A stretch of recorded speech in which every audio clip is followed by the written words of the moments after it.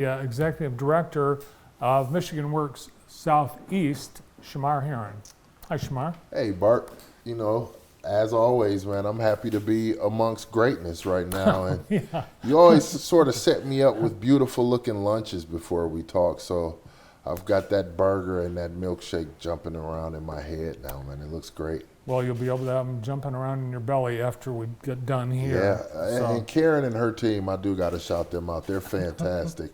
I think she either still does or used to own the Covers out by me over in West Ann Arbor. She did, yep. And now she's got all her attention on just the one. Okay, Yep. All righty, great. Well, I remember customer service being fantastic, and I scoot over to this one not too far from here as well.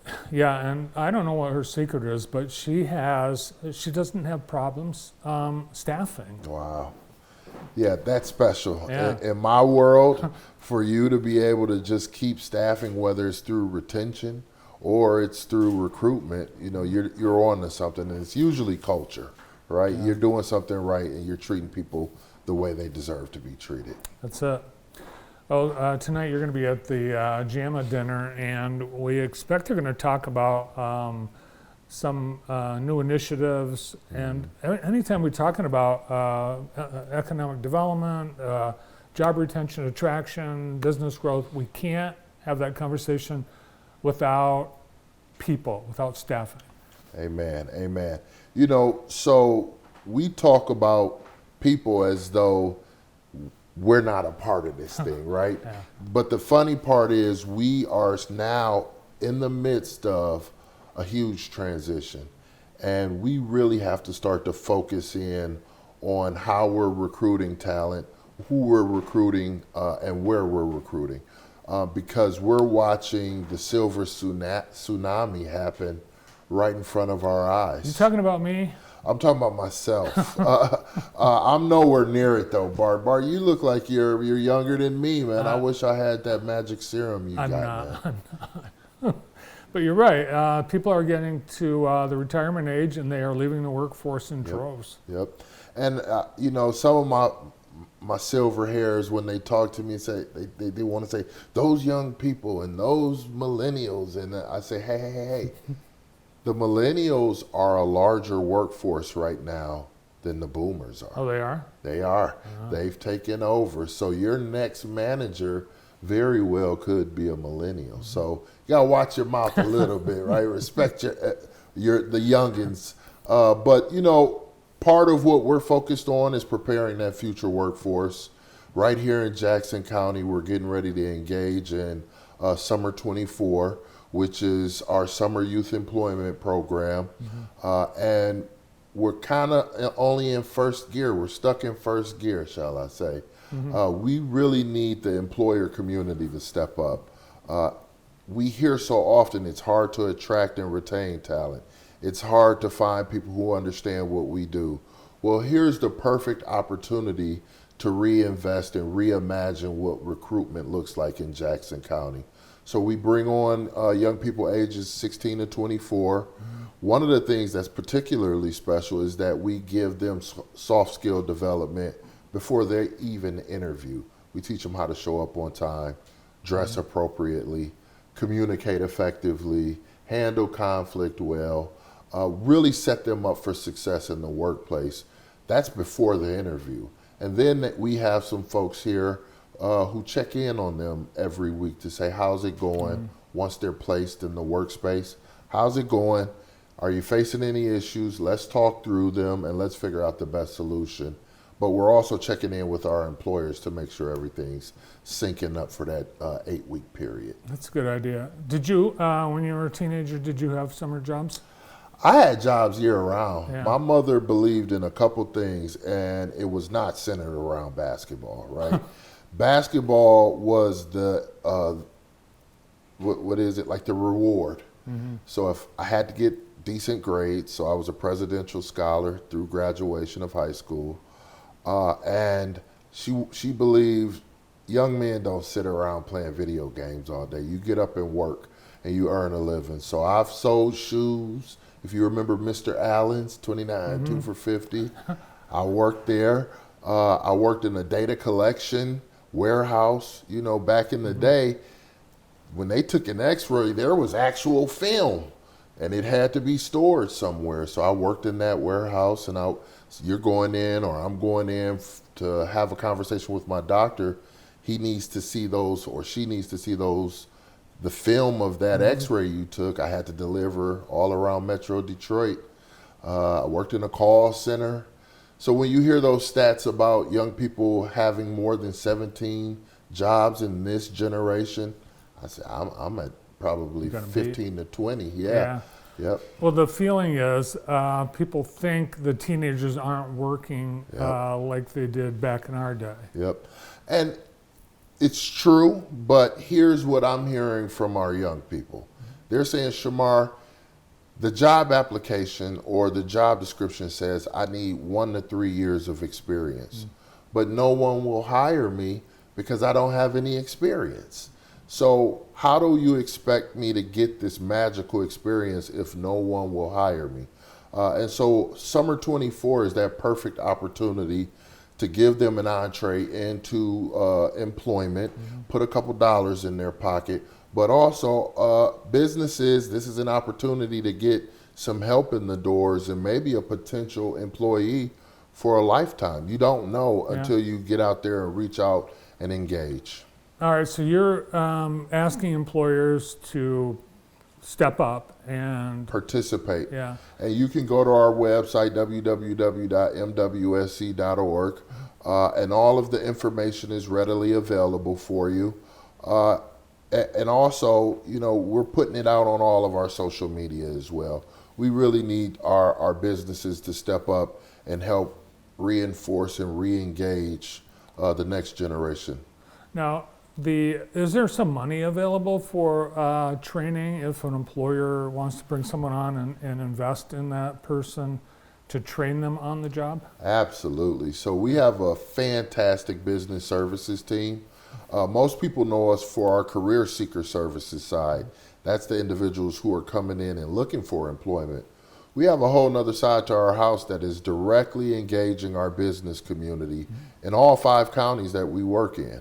And so this is an opportunity to engage us in a different way if you're a business. So we've got OJTs, which is on-the-job training, where an individual who is already hired, before they get hired, we can help to offset the cost of training for them up to 50% for up to 6 months. That's the legalese in there, that up to piece. Okay. So we have to be careful, and it's not the same for everyone. We sit down, hear your training needs, and then we develop a plan from there. But we've got a lot of tools in our toolbox in terms of business services, whether it's on-the-job training, incumbent worker training, or just some of those foundational HR services that we can provide as well.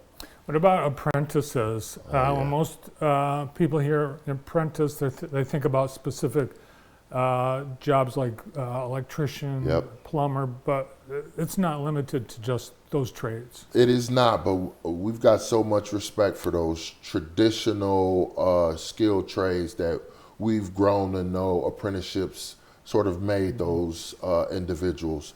But we hold the standards for a winemaking apprenticeship, a honey making apprenticeship. So those non-traditional apprenticeships are really coming on the scene, and it takes our business services team sitting down and speaking with you as the business owner and saying, hey, this is how I'm trying to grow my talent. And then we make sure that if an apprenticeship makes sense, we help you to set it up and register with the state and make sure you're getting the talent that you need to grow and thrive as a business. And you handle all that. The employer doesn't have to worry about all the different steps they have to go through in order to set that up? They may fret a little bit. I won't remove all of the worry, but my team is so talented, they can certainly alleviate a lot of the pressures that come along with the paperwork, with engaging with the state and the Department of DOL's local and regional leaders. So, we try and offset some of that concern by just being an extra set of hands. They've done it enough where they know where the loopholes or the pitfalls or the issues may be. So that's where we really can help out, is helping guide businesses through the process. Yeah, we have a lot of, well, I guess all throughout Michigan, we're, a summer destination. So we do have a lot of tourism industry summer jobs here in Jackson. Overall, what's the job market? Do we have a lot of openings right now? We still have a considerable amount of openings, not only for the summer, but just across the calendar year. We have, it's a bigger problem than what some may understand. Our business community is familiar with it for sure, but it's really a numbers problem, Bart. We don't have enough people in the labor force. You hear about unemployment rates. That's sort of a proxy. The real indicator of how well we're doing is labor market participation. How many people who are looking for work are actually going to work and staying employed? That's the real indicator of how strong our economy is. And right now you're seeing a lot of businesses with help wanted signs still out there because they're not able to get the people. Everybody who wants to work has found employment. Now we have to start looking at some of those non-traditional individuals, whether it's people who are reentering society from incarceration, whether it's individuals with disabilities.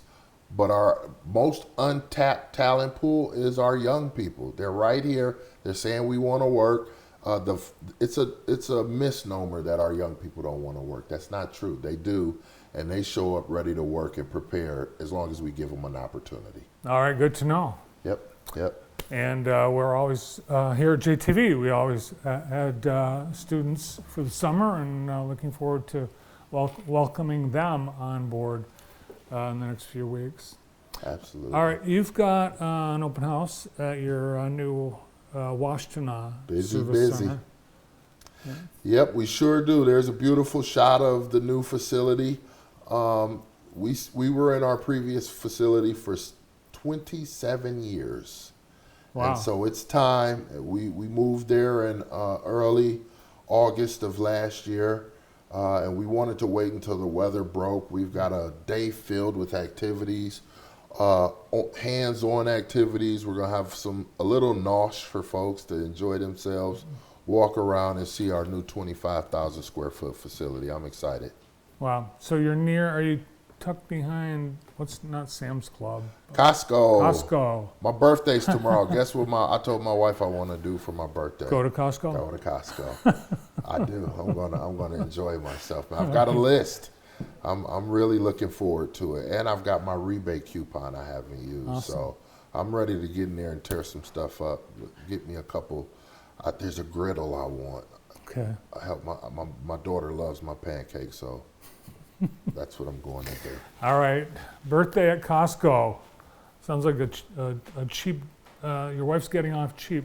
46, man. How do you celebrate 46, right? You go to Costco, but our building is located between State Street and Stone School, right on East Ellsworth, less than a mile away from Costco. So come one, come all. We'd love to see everybody in the community come out, see the new space, understand the services that we provide, both from a business services and job seeker services or career seeker services, but also adult education. So that's our 3 parts to our house. So come on out. I'd love to see you there. Then I can roll out the red carpet for you like you do for me. All right. Well, I'll look forward to stopping by on your birthday. All right. Well, no, it's Friday. Friday. My birthday's tomorrow. Okay. All right. And I'm not working tomorrow, so very few people will see me. Okay. Well, happy birthday. Have fun at Costco. it. If you want to see Shamar on his birthday, go to Costco. I have a birthday hat on. How about that? All right. The Executive Director of Michigan Works Southeast, Shamar Heron. Thanks, Bart. Thanks, Shamar.